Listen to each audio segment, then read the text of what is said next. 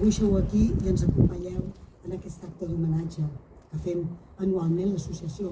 Ens retrobem aquest cop a l'any per ahir fer 92 anys de la proclamació de la Segona República i tot el que va significar, tots els valors que va significar la República per instaurar, per canviar la societat.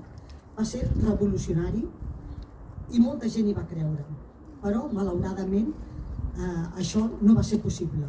Un cop d'estat militar feixista de Franco va impedir que la República, legalment constituïda i establerta, pogués continuar amb els seus ideals.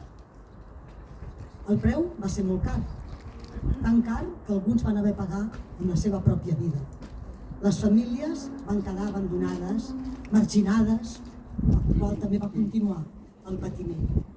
Com recordava la companya, a Tarragona, 771 persones, que les recordem amb l'homenatge d'honorar-les a les persones i a les seves idees, perquè avui en dia encara intentem mantenir-les vigents i vives, les idees republicanes.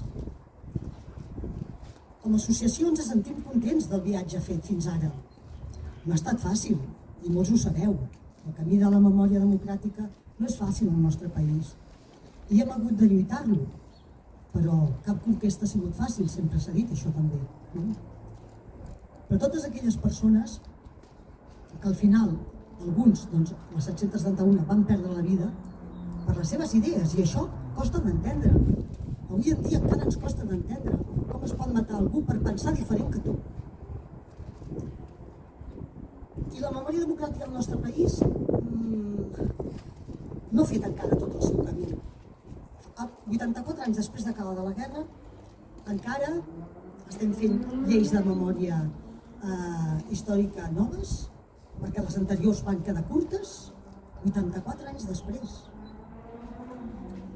No hem jutjat a ningú, a cap dels botxins. Molts ara ja no hi són, en queden ben pocs. És a dir, la feina, i estem molt contents que es facin lleis de memòria. Si no hagués estat per això, tampoc haguéssim pogut avançar.